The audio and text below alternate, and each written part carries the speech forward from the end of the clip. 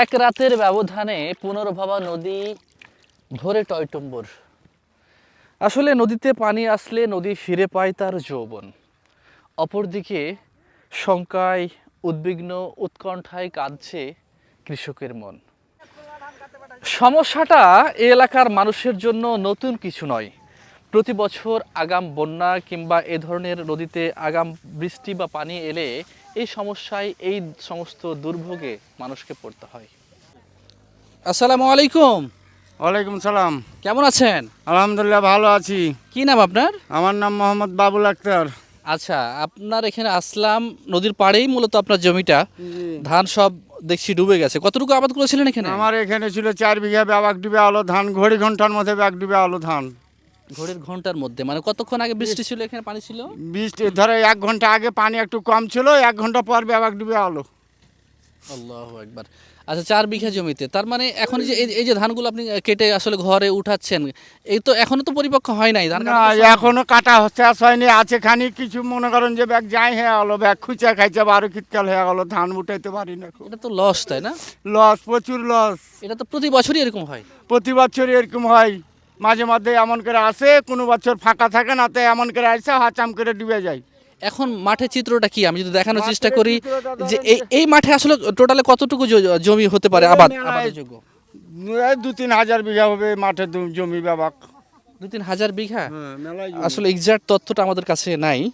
তবে যাই হোক, 500 বিঘা হোক বা 1000 বিঘাই হোক, পুরো মাঠ কি এখন আসলে কি পানি এভাবে ডুবে যাচ্ছে নাকি? যেভাবে পানি বাড়ছে ব্যাবাক ডুবে যাবে রাতের মধ্যে ব্যাবাক। মানে আপনাদের, আমরা তো আসলে ভিতরে এই মুহূর্তে যেতে পারছি না, কিন্তু আপনাদের অন্যান্য যারা কৃষকরা রয়েছেন নদীর ওই পারে, তারা আসলে কি বার্তা দিচ্ছে আপনাদের? কি বলছে যে পানি আসলে কতটুকু আসছে? নদীর ওপারে যেগুলো জমি আছে ওই লিলমারের ডাঁড়া ভাঙা দিয়া না হলে 500 বিঘা জমি ঘড়ি ঘন্টার মধ্যে ব্যাগ ডুবে আলো। আপনারা তো ওখানে যেতে পারছেন না। আচ্ছা, তাহলে এইভাবে চলতে থাকলে তো এই এই উঁচু জায়গাগুলো বাদে মোটামুটি যেগুলো একটু নিচু আছে সমস্ত জায়গা মনে হয় ডুবে যাবে। ডুবে যাবে, যেরকম ব্যাপার ডুবে যাবে। ঘন্টাখানের মধ্যে এগুলো ডুবলো তো ওগুলো তো এমনি ডুববে। আচ্ছা, এই পানিটা যেহেতু বন্যার পানি, হয়তো অনেক অল্প সময়ের মধ্যে চলেও যেতে পারে। যদি যায় তাহলে তো আলহামদুলিল্লাহ, যদি না যায় এই ধানগুলো কয়েকদিন মানে কয়েকদিন যদি ডুবে থাকে তাহলে নষ্ট হবে। এরা ধান যদি ধরেন যে আপনার 4 দিন থেকে 5 দিন ডুবে থাকলে ব্যাগ নষ্ট হয়ে যাবে। দর্শক, আচ্ছা এখানকার তাহলে ধান তো অধিকার গেলে ভালো হয়ে পাকেনি, ধান শস্যের জমি ছিল ওইটা ভালো হয়ে পাকেনি, হচাম করে পানি এসে ব্যাগ ডুবে হলো।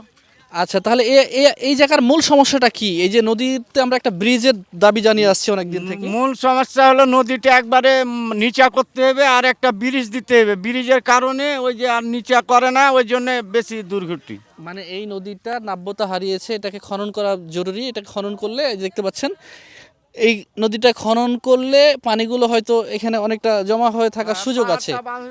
নদীর পাড়টাও বাঁধাটা জরুরি, যার কারণে এমনটা হয়েছে। আর এই এলাকার মানুষের একটা দীর্ঘদিনের দাবি এই পুনর্ভবা নদীর ট্যাকঠা ঘাটে একটি ব্রিজের জন্য। ব্রিজের জন্য তো আপনারা অনেক দিন ধরেই বলে আসছেন, হচ্ছে না কেন আসলে? জি জি, ব্রিজের খুব প্রয়োজন, একবারে এমন প্রয়োজন কোয়ার শেষ না। এখন গাড়ি ঘোড়া পার হতে পারছে না, নৌকাও সময় মতন পাওয়া যাচ্ছে না।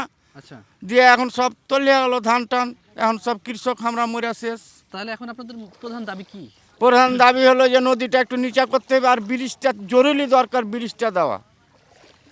দর্শক, যেমন অসংখ্য ধন্যবাদ আপনাকে। যেমনটি দেখছিলেন যে একজন চাষির তার অভিজ্ঞতা, তার যে ভোগান্তি, তার সেই ভোগান্তির কথাই তিনি বলছিলেন। একই সঙ্গে এই এলাকার যে সমস্ত আবাদি জমি জমা রয়েছে, যেগুলো প্রায় শত শত বিঘা, কয়েকশো বিঘা, উনি যেহেতু হাজার বিঘা বলছেন, আমি যদি কয়েক শত বিঘাও ধরি, সে সমস্ত জমির ধান কিন্তু এখন অনিশ্চয়তার মধ্যে রয়েছে।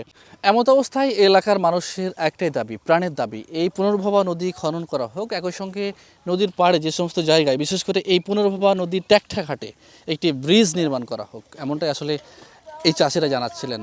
এই ব্রিজটি নির্মাণ হলে খুব দ্রুত আসলে নদীর এই পার থেকে এই পারে ধানগুলো তারা ভোগান্তি ছাড়াই নিয়ে আসতে পারবেন। ভালো থাকবেন সবাই, আর ভিডিওটি অবশ্যই শেয়ার করবেন যাতে সংশ্লিষ্ট কর্তৃপক্ষের নজরে আসে।